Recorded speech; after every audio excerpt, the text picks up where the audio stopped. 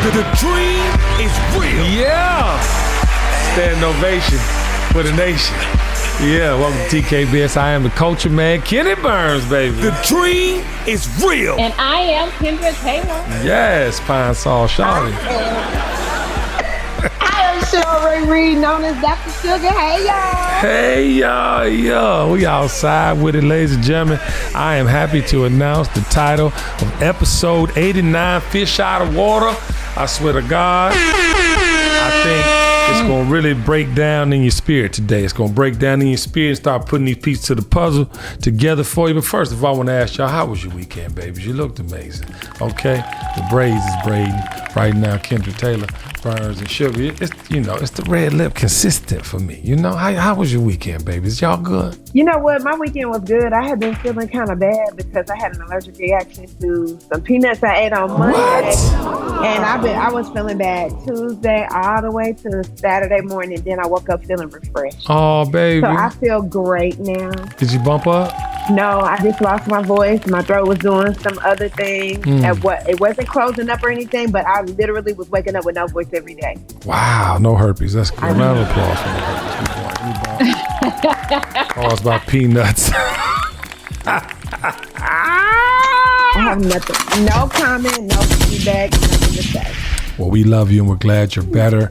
Kendra Taylor from Kansas City. How you doing, boo? I'm good. And my weekend was fabulous. I stepped outside. Had a little good time with my girls. Yeah, okay. You going to the Chris Brown concert, I understand. I'm trying to make it because I'm busy and all the concert dates, I got stuff going on. So I'm trying to decide and figure out how I'm gonna make it from Atlanta to Detroit to LA and then try to get my little, VIP picture going. So you gonna do the VIP picture? No, I think I need to GoFundMe. Y'all gonna GoFundMe? No. Child, you rich, you live in a mansion. But wait, so would you do the VIP experience? If I could, yes, I would. Just for you know what? I don't like him in a romantic way. I like him as an artist, right? But the whole point about the VIP picture is it's like an acting thing. You kind of just set a scene. So my scene, I didn't already got in my head how that scene would be. So you want to share that with the nation? Tiffany done put her head down. Yeah. So with my scene, it ain't gonna be nothing ratchet. It'd be kind of like a little love story. So we'll stand next to each other. Hold on, let me give you some theme music. Octavia, give us some theme music. And scene. Okay, so we'll stand next to each other like, one of the romantic novels. And then he'll be coming in like he kissing me, but I turn my head like. How you feeling? Sensational. That's how you felt. Ooh, shit, yeah. Child, you ain't gonna worry me today. No, you not. But listen, I hope that your dream comes true. And if you need a donation for your thing, the TKBS fund will be there for you so you can get your motherfucking picture with Chris Brown. Because we love you, child. You talk about that motherfucker. Link in bio. No, listen, she done talked about that man on 72 episodes. Goddamn, we gonna make sure she get that VIP pic. Hit me. No, but I love y'all. I sent y'all a little something in the mail. I see that you didn't get yours yet because you probably, scared it away with the pine sol and brooms you had outside. The man probably want to drop that package off, but I hope you enjoyed it. Big shout out to Vintage Frames. And one of them is wrong, Corey. I done paid for them frames now. We got to get them the color right. So that means that you're going to have two pair. Sugar. I'm calling them out on the episode. Once you call your friends out on the episode, that means it's some extra shit coming. You know what I'm saying? So hopefully yours is right too. Go, because you're going to see Chris and get this goddamn VIP experience. Well, ladies and gentlemen, you want to know about my weekend, huh? Yeah. You seen a few pictures, few videos. You know what I'm talking about? But I want to say, I came up with the name, episode 89, Fish Out of Water, because I was just proud of myself out there in the south of France. You know what I'm talking about? It was so black and excellent and such levels of fellowship that I have to have in my life. Levels of flower giving and receiving. You know what I'm talking about? I did the Soul Food Sunday this weekend just to put it on your spirit about, you get these signs, you feel like you're being led in a direction. You're led in a direction for a reason. So when you go off the path and you fuck all of the blessings up, it's your fault because the path is clear. The path may not be clear from I'm going here and I'm doing this, but the path is clear when you're not supposed supposed to be doing something. You know what I'm saying? You're supposed to be. I hope that makes sense. But you get what I'm saying. And I feel like I'm being led. I feel like I am on a path, and there's nothing that can knock me off that path. I feel like I'm open to receive in the ways that I'm supposed to receive. I feel like all the things are lining up. And I wanted to have episode 89, Fish Out of Water, because I think sometimes you gotta just get the fuck up out. It's like fish. You ever see a fish come out of water, his eyes just big, not because he about to suffocate, just because he out the water. And he can see better, and it's probably the clearest he could ever see, because underwater it's murky. It's dark, it's all type of shit, sharks around that reef, it's shit over here, big turtles eat your motherfucking, you know what I'm talking about? And you just, I'm breaking it down, I like the way you look at that. But you know, you just go through these things, and you don't really know until you do. You don't really know until you do. And I feel like we're all fish out of water in that, right? But I want to get my history on tape real quick of a few fish out of water moments for me. And then we're going to get into the recap of Cannes 2024, because I believe the Cannes 2024 is going to take y'all spiritually to the level y'all need to be on this glorious Take What's Yours Tuesday. So ladies and gentlemen, I want to go back and I want to ask y'all how y'all felt about y'all first time traveling somewhere on your own. I'm not talking about with your family. I'm not talking about on a field trip. I'm talking about the first time you was grown and you got to go somewhere that wasn't your city limits. I ain't talking about down the street. Again, I ain't talking about things that you're gonna normally do. I'm talking about when you left to go. And I remember the first time I went to UVA, the University of Virginia, with Biz Markie. I was in high school, y'all. I'm selling dope. I want to be a gangster. But I had this affinity for these parties at these colleges, child. I was seeing all these women's and the way that the things was going and how the women's was making me feel. It was like it was trying to take me away from the street. And big shout out to Monty Awanza, God rest there. He was my partner and also managed Biz, and he would take us on these trips to UVA and these parties. And eventually we'd go to New Jersey. And then we in high school. Go to Jersey. We went one of Biz Markie videos. Tiffany, you need to find that video. We went one of Biz Markie video. Child, I forgot all about that video till right now. But we used to do these trips and we were developing, you know what I'm saying? Like our lust for life.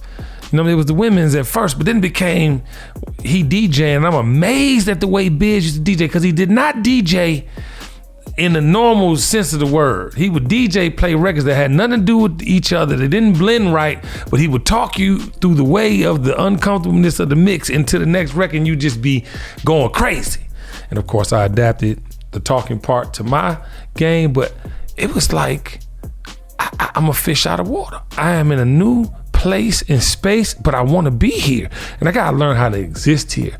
What was it like for y'all on y'all first journey? Because I'm gonna get into some more of my journey, you know, but on your journey, you have these firsts that send you really on your pathway in life.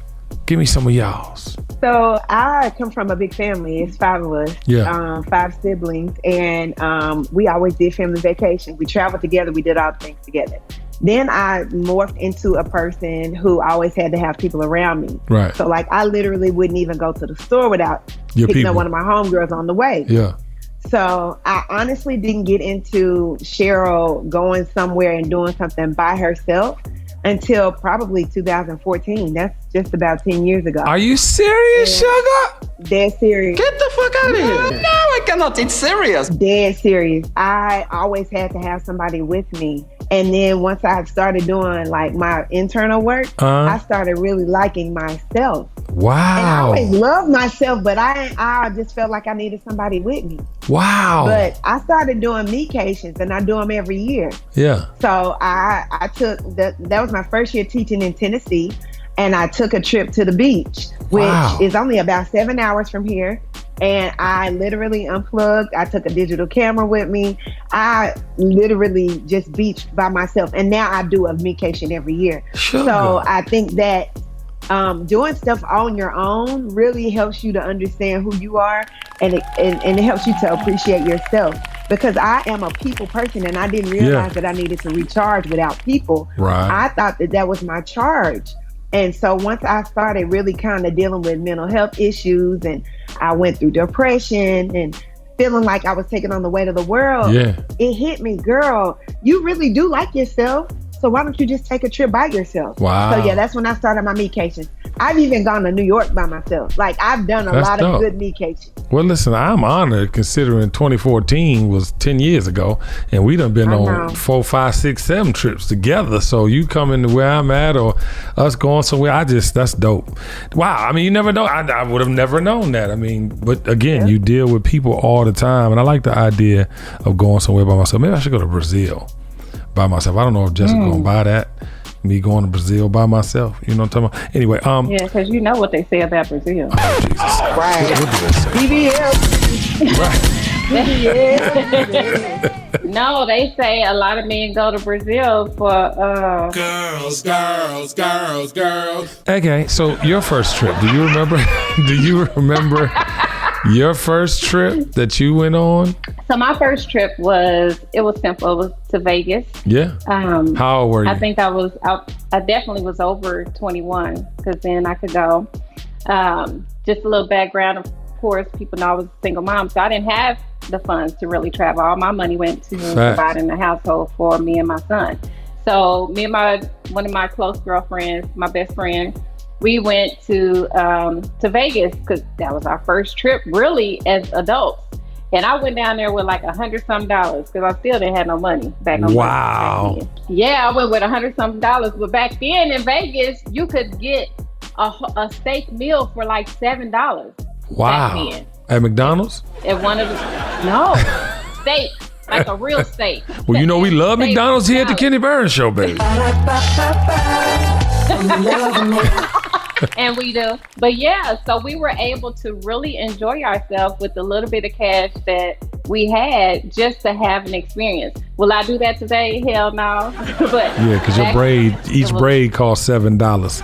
I feel like, you know, as I was like going through my teenage years, I was making some really big decisions not knowing. You know what I mean? Like I was in the streets, but I had this affinity for what was going on in college life. And then the support of what I was seeing in the college life was on TV with the Cosby Show, In a Different World. And you were seeing all these things, and these next thing you know, there was more street stuff coming by way of movies because you had Boys in the Hood, the Men's Society. But then to stomp on that because it was a nuance, you had the Love and Basketballs, the Brown Sugars. And so I'm just in a confused state of who I want to be, where I want to be, and how I want to be. You know what I'm saying? And not like the core of who I am, but you know, you just get you drift.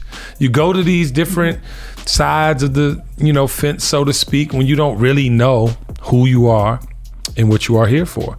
And I think, y'all, when I was 20 going to Atlanta, so you can go from the, you know, visiting colleges around DC, and then to go to the biggest cluster of historically black colleges in the world, my mind was blown. First of all, it was Atlanta. So it's like, it's cheaper down here. Everything is cheaper. To your point, Kendra, it's like Steagles. I remember Steagles on Clark Atlanta University's campus. $2 burgers, $3 with fries and drink. I'm talking about, what? Like, my kids ask me for $25 every meal now. $25. Yeah. Like, you know what I mean? Because they got to have a shake and the thing and the whoop and the plan. So I remember that vividly because it changed the way I thought. I was like, wow. And I didn't have a big understanding of economics or what bills were. This is my first time out on my own. I knew I had to, between me and y'all, I had to hustle one more time. I was on probation, but I had to because my mama wasn't finna just be able to afford everything. So I had enough money because I got with the apartment, and mind you, I hustled enough to get what the apartment cost for a year and didn't think about no bills. I mean, child, it's just when you know what I'm saying? I know, between us, I know the whole world is listening. Yeah, I know. Just round of applause for me. Okay, there we go. I tried. But the thing I'm trying to say is, it's like you get an understanding of what life starts to cost. You know what I'm saying? Around that age. Mm-hmm. Most of us were going to school, and Kendra, obviously you had a baby early, so we were fending for ourselves. I grew up in a single parent home. Wasn't no way she was gonna be able to do everything, meet every need. So 20 years old, man, I went to Atlanta and it changed my thought process. I'm on my own. I'm starting to figure out, you know, how I want to show up in the world. I'm seeing things that were kind of glimpses as I was getting to this point. But now I'm in the middle of black fucking excellence, the boom of a music culture that was happening. I'm in the middle of all this shit, and it changed my whole trajectory because Then I knew I had to shit to get off the pot. What was you gonna say? Because you look like you. Yeah. Okay. So when you posed the question, I thought you were asking how I answered, but I need to tell y'all something. Yeah. When I was 21, I met this boy at a New Year's Eve party. That was my first time ever going out on New Year's Eve. I usually went to watch night at church. Right. And brought in the New Year at church. Oh, so you was... Well, we started... You was a kitten in the oven waiting to get outside from church to New Year's Eve with him? So this what happened. I met him at the New Year's Eve party. Valentine's Day, he had already gone back to school. He lived in Iowa. He was in school in Iowa. Beautiful young man. Beautiful. Just from Trinidad, just fine. Yeah. But crazy. Did you clutch your pearls a little bit thinking about it? I did a little bit. Okay. So I stood up to go visit him in Iowa. I bought a plane ticket on AAA. I don't even know what made me do that because my AAA was in my parents' name. Wow. All right, so I bought a plane ticket. And then while I was in the airport in Louisville, I ran into my cousin that I had met one time, a distant cousin. He called my auntie, and my auntie called mother and was like, well, who does Sheryl know in Iowa? Right. So nobody knew I was going. I got caught. I was just 21. So I was still kind of like, I'm so glad your parents cared about what you was doing at 21. Honestly, I might have been 20. I might have been turning 21 that August. But anyway, I got there. The man picked me up in some girl's car. Ended up leaving me on Valentine's to go kick it with whoever that girl was. Ooh. And my luggage got lost. God damn! So it was a mess from the beginning. So that was my first step out by myself as an adult. Got it. That's really what happened. And that's why you waited to 2014 to get really active outside. I get it. Motherfucker scarred you. This motherfucker here, well, she said, and mother, I was like, and you know what's funny?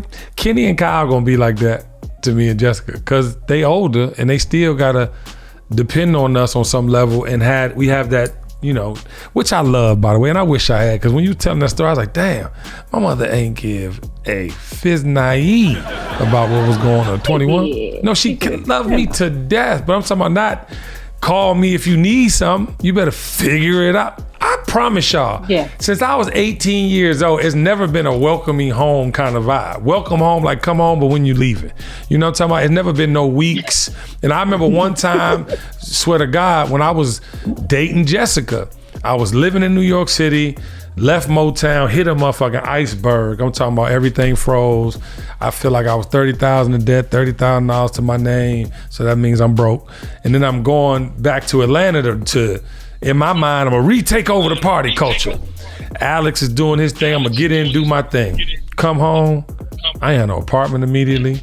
And my mama said that I can come over. But ladies and gentlemen, my sister had a little girl's room. You know what I'm talking about? Where I would be sleeping. And I'm a player. I'm coming from a brownstone in Brooklyn, exposed brick, frame paintings on the wall, fucking Calvin Klein sheets. You know what I'm talking about? This is at 24 years old.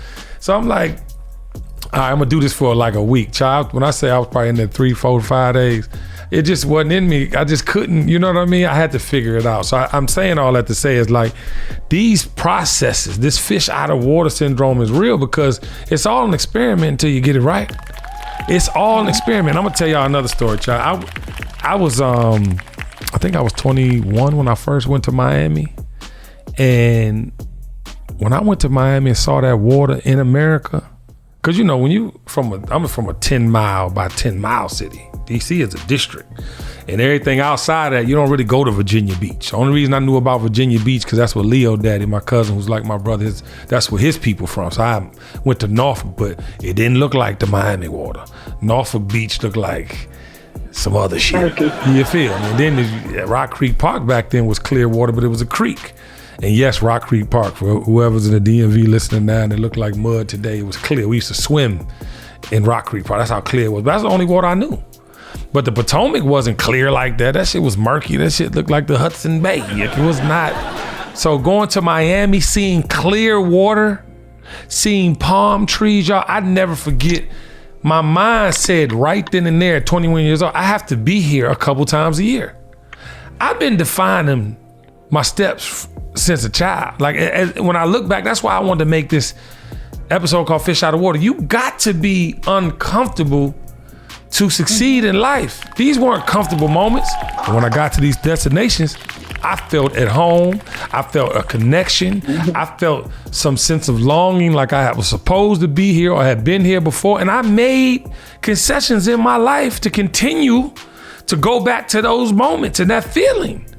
Let me ask y'all this, because this is a very important question. What is life without that feeling?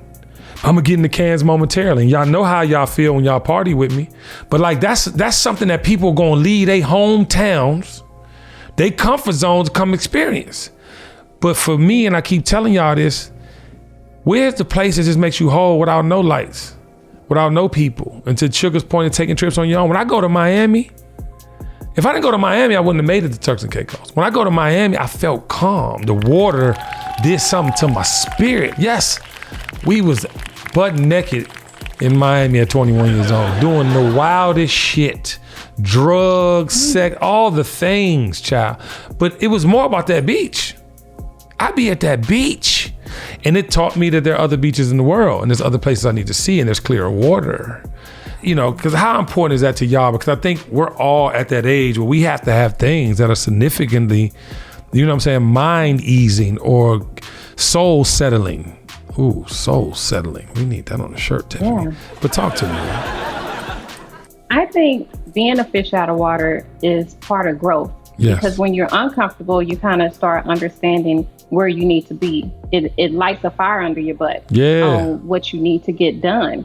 And so in my moments of when I was a fish out of water, when I went through hardship through my young adulthood, it gave me, those to me were learning lessons, and it brought in some wisdom of how to move forward in certain situations. Yeah. And so when I wanted to, once I got the travel bug, I wanted to explore more. So I went to Mexico. I would go to Mexico, Jamaica, and all those things all the time. I'm like, wait a minute, when you get to these places, they all look the same. I need to go further. Yes. And so last year is the year that I went to Egypt, Paris. I went to Greece. I went to Turkey. Go further. I had a chance to, go further. And so now my travel dates are more so that I want to go to Bali and Africa. Those are the places that I want to see, because I've seen enough that's closer to me. So now it's time for me to see other cultures and how they live and what am I missing? What is it like over here? Yeah. Because if you stay comfortable, then you'll never learn anything. No, traveling is a life lesson. No, without question, because you learn how other people think, how they, because we were in Cannes, child, these French people, child, it was a flip of a coin. You didn't know who you were getting. You didn't know what. You know what I mean? So being black in any fucking part of the world is being black, but then it's like obviously money and things change the conversation. But I agree with you though, Kendra, because I feel like now that I'm older and I'm available, because time is the most valuable commodity.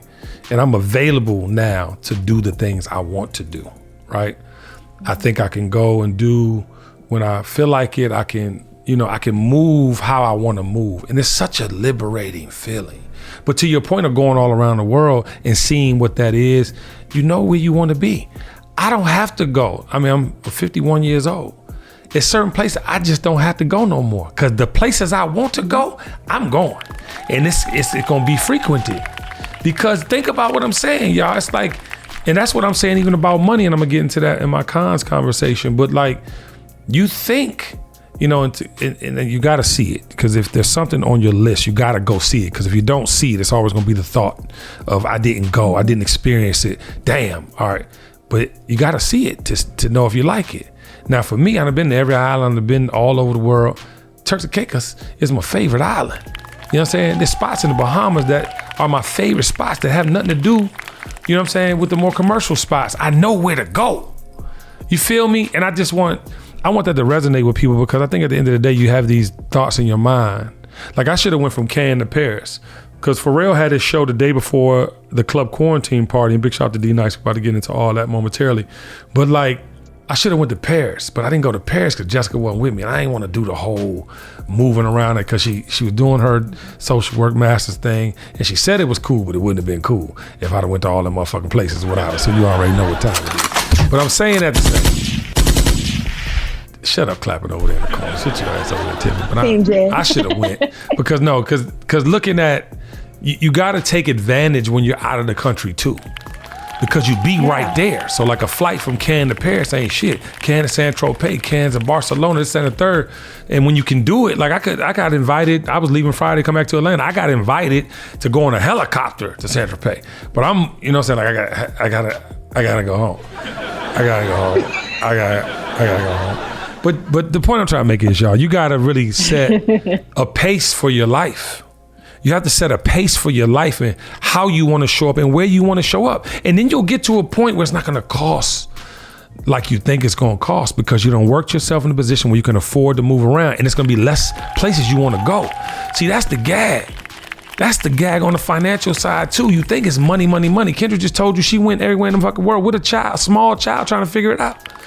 Like, that's her wanting to. I met her in Toronto. That shit, we wasn't on American soil when we met. You know what I'm saying? So it's like, when you think about where you want to go, set that intent and do the shit. Mm-hmm. That's why I be on Tiffany. It's like, no, because she gets so comfortable at Loveland, all these trees, and the trees sound like the ocean, and she got a housekeeper every week and all the things. But at the same time, it's a big motherfucking world out here in Atlanta that she'll be taking me somewhere. Where did we go the other day for my car or something?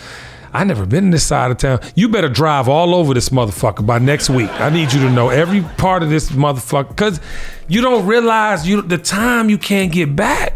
But by the time you get there and you've done all the things that you really want to do, you're going to be happy as shit, because it's not going to take you so much to do no more. It's not gonna be so expensive or such a heavy lift to do, because you found your favorite places. And your favorite place could be Miami. Your favorite place could be Destin. Your favorite place could be, I'm sure there's some nooks and crannies in the Midwest as far as lakes and whatever it is. Child, I just want you to experience, and that's what I'm talking about fish out of water. You might find out you that simple motherfucker that want to sit on the couch and relax, but if you don't do the shit, that's the shit that's gonna keep you from excelling or exceeding. That shit in the back of your mind, whether you real or not, that's gonna be the shit that deters you from excelling or exceeding.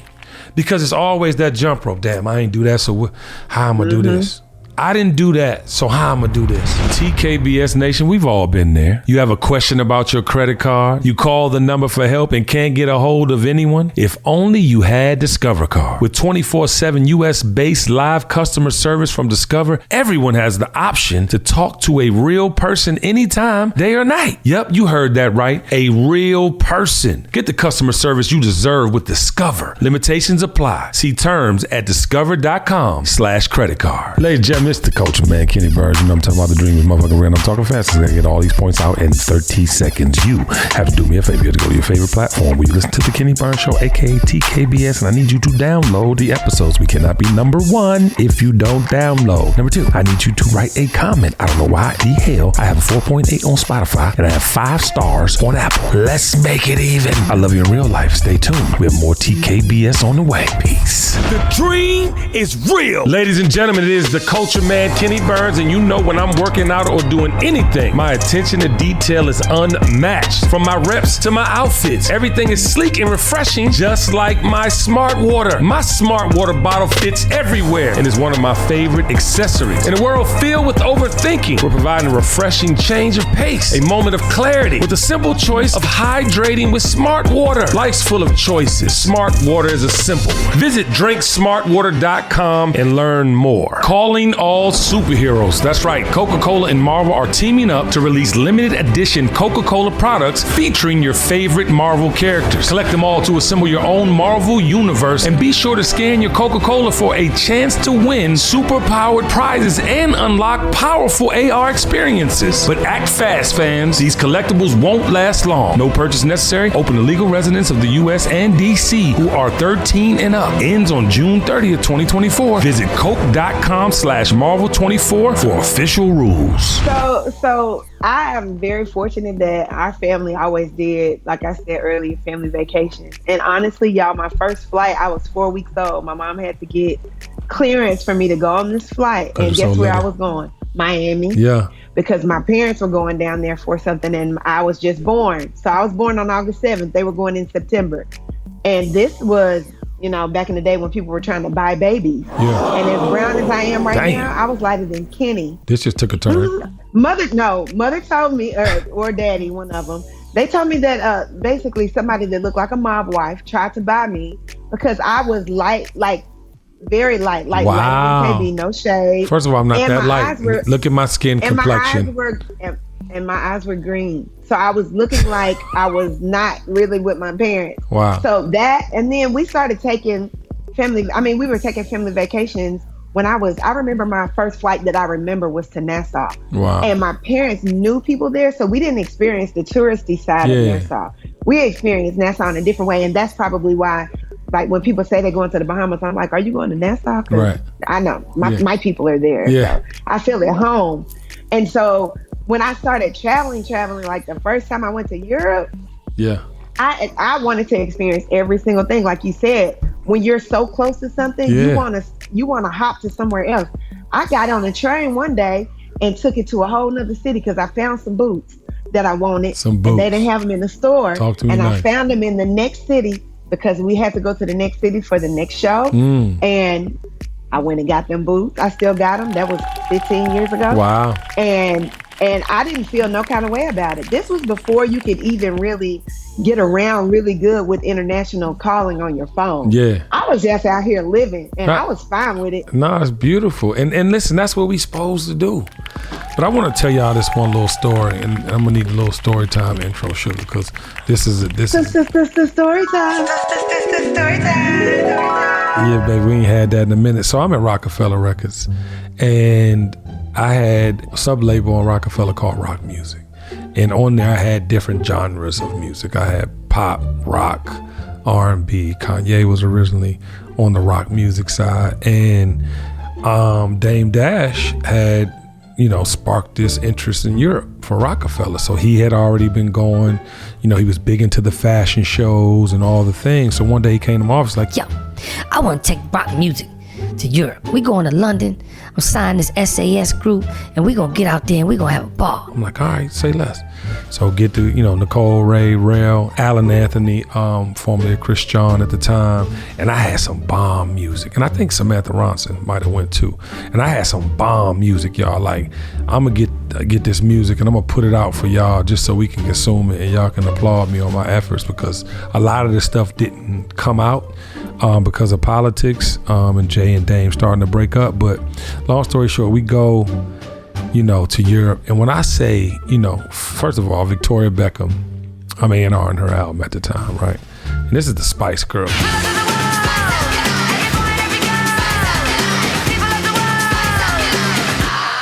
When she was here, she's Victoria Beckham. We know she's part of the Spice Girls. We doing an album, her album, whatever, we're moving around, but it's our city. So we as famous as her, you know what I mean? Dame Dash on top of the world, Biggs, so forth and so on. So we go to her country, her city. First of all, her house had a soccer field in the front of it, okay? I didn't believe it until I saw it. So she invites us to dinner. Talking about the chef. Now, mind you, fish out of water shit. I get over there, I'm like, what's to eat? I only wanted to eat at Mr. Child's and this certain Jamaican place or breakfast room service at the Waldorf or wherever the fuck we was. Because we were staying first class everywhere, right? But when we went to her house, her chef made this hamburger helper that was not hamburger helper. And for those who love hamburger helper like me, child, back in the day, go down memory lane with me. This chef, I took leftovers from the crib to the hotel. That's how good the food was. So long story short, we are not in the mix of it all yet. We're clearly at her house. We're like, oh my God. But the first night we went out into like the fray, into the club scene, when I tell you the paparazzi, now you know how paparazzi is today. Now this is back in 2003 or four, right? And you got to look at this like this is when social media and the internet is just starting. This is not a thing. So tabloids were the social media. We came out of this club, and when I tell you I had never seen nothing like this, y'all. And we coming out, and so me, I'm not ducking. She's ducking because she with all of us, right? A bunch of niggas, you know what I'm talking about? And I know, big shout to her husband. What's her husband's name again? David Beckham, the David Beckham. We didn't meet him, obviously, but I know he probably was like, "What is going on?" Because she had came. This was around the same time he had that little housekeeper incident, and she had came to stay in the U.S. for like 60 days. We were doing her album. I don't know what else was going on. I was just working on the album. But the thing I'm trying to say is, we come out this pub or this whatever it was. When I tell you Dame came out throwing up the rock, she ducking. I'm in the back like, yeah, like, hi. Like, we was in all the tabloids the next day. We was in all the tabloids the next day. And it was like unbelievable. We went to this show, and I actually just saw it on the internet yesterday. So long story short, y'all, it was a thing where I was like, oh my God, like, I want to be all over the world with it, because it was a feeling. I mean, come on, y'all. I lived in New York by this time. I lived in LA by this time. I lived in Atlanta by this time. I lived in Detroit by this time. Clearly, I'm from Washington, D.C. This is 5 cities I've lived in by 20-something years old, right? I'm thinking I was 29 or whatever it was, 28, 29. I lived in 5 cities, so I want to move over here. Like, I want to get a place. So I had sold Dame on like getting a joint, a flat for us out there. We went out there every 2 weeks for almost a year. Like, and it changed my thought process. It changed my fashion. Y'all know I put it on. But this is from traveling the world from early. Yeah, don't do that. Yeah. Don't do that, sugar. Sometimes you just gotta reel you gotta reel me in. No, it's nobody dressed better than me. Let's go ahead and discuss it. There's no one who dresses better than me in the world. No one smells as good as me. Thank you. I appreciate that. It's not a comparative analysis. You do your thing, and nobody else can do it like you. No, I don't. I like the thought of that, and you love me. But no, I want to go head up against any stylish motherfucker in the world. Now, I'm not gonna put on what Lenny Kravitz puts on. I'm not. I mean, some of the stuff he puts on. Not that ain't your thing. No, but you will put on the little bell bottom. I will put on some tight leather pants, a bell bottom. I'll put on some Chelsea's. That's what I could go, but that's what I'm trying to say. I'm the best motherfucking dressed motherfucker in the world. Everybody can't do everything. I can do everything. And not only can I do everything, you gonna want to wear the shit. This is not the sign of a real influencer, the fact that somebody else wanna put it on.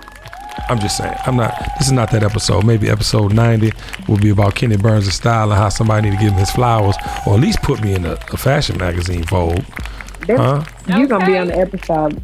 I mean, we can't take it from you, Kenny. You do it. No, I appreciate it. But this leads me to Cannes. That was a perfect segue, because, ladies and gentlemen, Cannes Lions, if you are a marketer, if you are in sports or entertainment, this is the place for you. Cannes Lions was such a great experience. And I want to start off by saying some of the brands, first and foremost, that brought me out there. So big shout out to Pod Digital Media. We had a dinner with Ad Week. It was beautiful. I had a mic the whole dinner, child. We was singing during dinner, doing the fragua being brought out and all the tartars and all the things, the two tartars. Now you just say stuff. No, you feel me? Big shout out to Gary, Kwashi, and the whole Pod Media team did that. Charisma, thank you, sweetheart. You were amazing. And child, when I tell you though, these companies had this presence. And it was unbelievable. And the main strip was on the beach. So the things I did, and I'll talk about the things I did. The first day I got there, went to the Meta house. And Meta is formerly Facebook. Big shout out to Alvin Bowles. The day I went, y'all saw the pictures of Andre 3000. Alvin actually interviewed Andre 3000. It was a great discussion. And I want to start off with that story because me and Andre had a conversation and we kind of butted heads about Sexy Red. And I've been waiting to tell y'all this story since I was in the south of France. So first of all, it was good seeing him. I was so excited to see him. I hugged him like I ain't seen him in 25 years. That's how excited I was. And you could tell he was a little kind of like, oh shit, like he looked like weirded out that I hugged him. I was like, you all right? I just miss you. I ain't seen you in a while. Good to hear you speak. Good to see your face. He's like, no, we all good. So I thought that was hilarious, by the way, because you know, when I hug a motherfucker, I'm excited, I pick a motherfucker up. You know what I'm saying? So I'm literally like, we're talking. And throughout so this was like before he spoke, so we were chopping up, just shooting the shit before. But when he got on stage, he was talking about music, and he had mentioned what he loves about music. And he was saying the more ratchet the music, the more I get excited.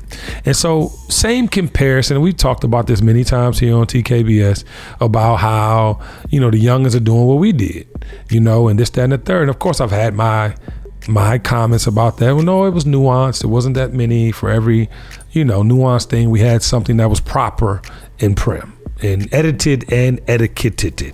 Okay, that's my own word. Add it to your dictionary, Kendra. But the thing I'm most passionate about and most, look at Kendra's face, and most excited about the conversation we had, because at the end, I wasn't just, me, I ain't no just challenge a motherfucker, challenge, what you mean, Sexy Red? Because if somebody likes somebody, I've never been on this platform saying don't like. I just talk about shit I don't like and things that I think are destructive. This is why it's called the Kenny Burns Show. So I went to Dre. I said, Dre, so you like Sexy Red? Just like that, huh? Just like that. He's like, yeah, you gotta go, yeah, but what? Like, what? I said, nah, have you seen the video of her at the gynecologist talking about her pussy stink and she want to get it checked out? Nah, I ain't on social media like that, so you still like her the same? Like, I'm trying to, trying to figure out if he's actually, and he was like, nah, it's crazy you said that, because I haven't heard that. I've heard things, I actually requested her to be where I was when I did this one festival, blah, blah, blah, blah, blah. And so I was like, Dre, people really need to hear this perspective, because my perspective is that these youngins, some of them are taking it to the point of no return, where, we had balance, and we had different offerings that would tell us, when we were going too far. And you see what happened to the people that did go too far. So that was like a lesson in of itself. So we went back and forth. I don't think we agreed at the end of the discussion. I think he now knows there are things that come with her that might not be in his palette of liking, which I was happy, because that's all I'm not trying, again, I think Sexy Red got some of the best bops in hip hop. Bops, meaning hooks, sing-songy, make you move. Shit she talk about, I just can't get with. It's just something that's, right. and then the antics, clearly, which is showing this is to be true in who she is.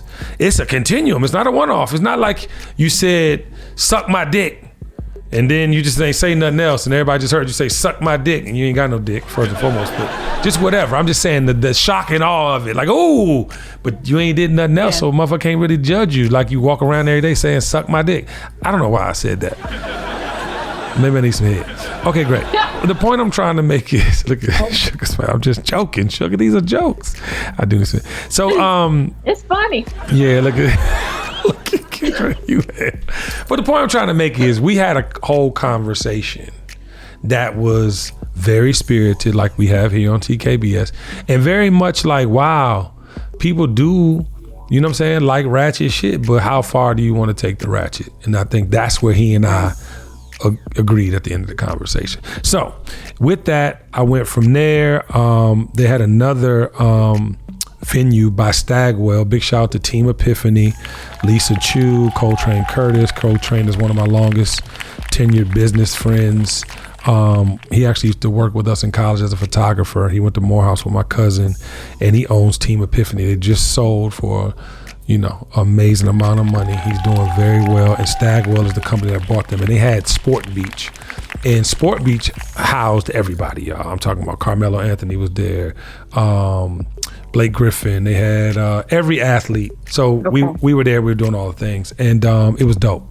But it was like not party-esque. It was panels, it was discussions, it was CMOs, it was all the things. So again, if you're in sports and entertainment, these are the places you should be. Funny story though, Spotify. Big shout out to Spotify, round of applause for Spotify. We went to their layout, performance style venue. They built it from the ground up. All these venues are built from the ground up, by the way. So if there are existing restaurants on the strip, they build, like Stagwell had a restaurant that's traditionally there, but it was free for everybody who came. You just had to book a table, all drinks. Gatorade was involved. Big shout out to PepsiCo. Like everybody was, there. It was free. So if you got in, it was free. But anyways, Spotify, ladies and gentlemen. D-Nice and I go. It's D-Nice's birthday at 12 midnight. One time for Shabuzi. I'm a fan. Okay, I did not know I was gonna be a fan of country music in this lifetime. He's dope. I'm really feeling Shabuzi, pause. But I want y'all to check out Shabuzi. But anyway, Tyler was gonna perform, so we're back there. Big shout out to Queen Latifah, I love you, I'm getting to you momentarily. But we're literally in there, we're hanging out, y'all. The waves are crashing, it's a vibe. But I don't wanna get too drunk yet because the next night is club quarantine, and that's when I have my shirt on.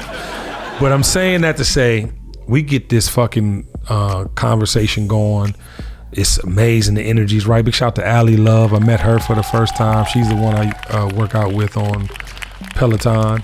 She knew who I was. D-Nice says, y'all don't know each other. She's like, I know who he is. I said, well, I know who you are too, child. I work out with you at least 3 times a week. So anyway, did that whole experience. But then all of a sudden, a lady from Spotify came by, shooketh. I'm talking about shooketh to the 19th powereth. And she was like, oh my God, Tyler glued her eyes shut. What? She's like, yeah, whatever makeup girl was doing her thing, I guess she had some glue and it had her eye closed. So she might not be able to perform. So then she was like, oh my God. So it's several artists where we are. And I'm like, damn, you know what I mean? Like, is this an opportunity? I look at D, I was like, D, how much you want to get? He's like, at least 100. So I was like, all right, cool. So I went back to that. I was like, we'll do it for $250. We just need to use the ladies' the lady's laptop because we don't have, D's laptop. She's like, oh my God, would you do it? I'm like, yes. And so she left. I never saw her again, by the way, but I was like, oh shit. She left like it was a possibility. I said 250,000, by the way. So, because I mean, clearly that probably would have been a fraction of what the back end would have been to Tyler, and it would have been worth it because we'd have murdered that bitch. Because they had Martin Garrett going, and he's like an EDM DJ, so he not no disrespect, but he's not fucking with us as far as like what we would have did. So if they'd have came back with that child, it's been I might have took off 10 episodes and let y'all have, because that would have just been the biggest gangster move of my career for $250,000. Anyway, so after that, child, club quarantine. I want to shout out my brother D-Nice. And I don't know if y'all can see the back of my shirt. Can y'all see this? We made these in Philly for I think the Roots Picnic a couple years back. And big shout out to D, man. What he commands, you know what I'm saying, for club quarantine, and him inviting me to be a part of this event, which is now 2 years in a row. He's been doing it for 3. That shit was crazy, y'all. I'm talking about, we in the south of France. Everybody who's anybody is in there trying to get in there. And ladies and gentlemen, when I tell you, man, the energy. We started at dinner. Let me just give you the quick rundown. We started at dinner. Big shout out to Felicia. She is launching Seed. It's a global multimedia company. And she had a dinner, right? She had a dinner for that and to celebrate D-Nice and his birthday. So we had a dope dinner at some spot. I think it was called Mamo. Ladies and gentlemen, the street was so narrow that the SUVs could barely get down it. It was just beautiful, right? So we are excited. We're getting ready for the evening. Big shout out to Pronghorn, Dia Sims, Aaron Hall. Everybody's at this dinner. We had a time, and we're leaving, and everybody's like ready to go. It's 11 o'clock. It's showtime. We got to be there by 11:30. We get there. It's 1,000 people outside, and my man had already said it's packed inside. So I'm like, damn. It's a repeat, you know what I mean? Like, it's about to be, so we go in there. I had on a sequin shirt, y'all. The sequence shirt was hot as a motherfucker. Now, mind you, it was 60-something degrees at night. So I'm figuring I'm going to be, but when I got in the club, it was so hot. I had on leather pants. You feel me? And I don't know what was going on, but I felt like I was in menopause. I literally felt I was hot. So I get in there. And big shout out to Swiss Beast. He came over and said, what's up? Timberland was in there. We got to talk about that versus deal. What y'all think about that? But everybody was in there.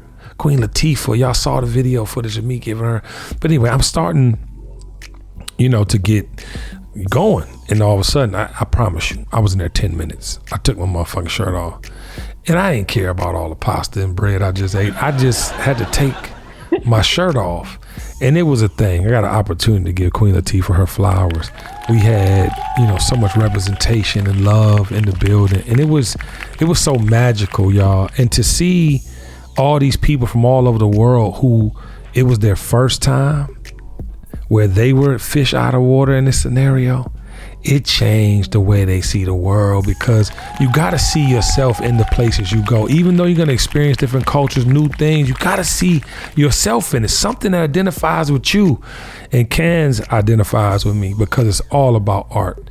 It's all about, you know, creatives and creators, right? When I'm looking at these companies that came out, there were so many more black companies this year, and I can only imagine it's going to double next year, you know. And big shout out to Steve Style and the people that's been going there for a decade, because it's been going on for a while, but it wasn't just open to us in that manner. But there's so many people in the creator space, in the marketer space, in the sports space, in the entertainment space that can now go, because there's a price point, child. It's not like anybody just going. But at the same time, I was seeing people that were supposed to be there that probably couldn't afford to be there. And that's why I want y'all to be fish out of water. And as we get up out of here, y'all, I want you to just encourage people, because I think sometimes, and I love what Kendra said earlier, because she wanted to go see, I mean, she had a baby young. She wanted to get out the fucking normalized life that was hers with this baby and go see the world so she can have energy for her baby. And I'm not telling your story, but I know that's your feeling. No, because, it's true though. Yeah. So how can you please just explain the importance of that? Because I feel like people are putting their life on hold for what they think they can't do. And all they got to know is that you have to experience. It might be one time that you need to go experience something to put that battery pack in your back that lasts you a whole lifetime. Absolutely. And this is how I break it down to a lot of people. We all have one life to live. One. And I want to live my life with no regrets. Yeah, you know, it was certain things that I could not do at a younger age that I'm able to do now. But even then, for me, the experience of life and having experiences was more precious to me than going out all the time or having certain name brand things. I would save that money and spend that on the experience versus tangible items. And so I say, no one else can live your life for you. Your mama can't live it for you, your daddy, your brothers, no one. So your best thing is to go out, step outside of your comfort zone, because being in the comfort zone can kill you more than anything. Step outside of your comfort zone and live life to the fullest. Yeah, I love that. Round of applause. You know, Kendra, when you know what I'm saying? You just, child, put that, you know what I'm saying, on your face. All right. Sugar. So it's really important to make sure that when you arrive in these spaces, you act like you're supposed to be there. You absolutely have to act like you're supposed to be there. And it's not about faking it until you make it. It's about self-worth and knowing what you are worth and knowing that you are worthy of the space that you're in. Yeah. My daddy used to say something that his grandmama or granddaddy used to say, it's a poor frog that won't praise his own pond. You got to make sure that you're giving yourself props. Yeah. My name is Sheryl Rae Reid and I'm amazing. If you don't know it, you just don't know it yet. Hey man, I love that. Round of applause for that. Y'all make me happy. I want to shout out Gia Peppers, young girl from DMV. I knew her, didn't know her, knew her. Been in the same circle. She's younger. I think she's my sister's age, if I'm not mistaken. But anyway, we got an opportunity to be on the same flight on the way back. So as we were getting ready for the flight, I had, I just become what ism's child. God be speaking through me and I don't even be knowing what I'm about to say. But I was talking to her and I was like, reminded of myself. All this great energy, all this amazing, presence. I'm sure, multiple skill sets, all the things I was just getting from talking to her. And I was like, just do the thing that gets you the things. And she was like, what? You know what I mean? Like, I was like, yeah, do the thing that gets you the things. And I've lived by that. You know what I mean? Like, you all have to sacrifice and do certain things that's going to get you to the things you want to do, the things you want to have. And I think that's precious. Another thing that I want you to adhere to, and I go back to the Soul Food Sunday. We talk a lot without the action behind it. Sugar just said, you got to show up in these rooms like you're supposed to be there. But what work did you do before you arrived? What work did you do before you arrived? You know, the fish out of water thing is a blessing. It's not an opportunity. I use the fish as the analogy. Probably saw the clearest when he jumped up above that water. But he had to go back down and deal with what, he knew to be his truth, his world. You know what I mean? But I think by having a visual, another optic, another lens to life, you too can make better of your situation. But how are you arriving? What work did you do before you get there? I want that to settle on your frontal lobe, and I want you to get everything you came for. Ladies and gentlemen, this is episode 89, Fish Out of Water. We are TKBS.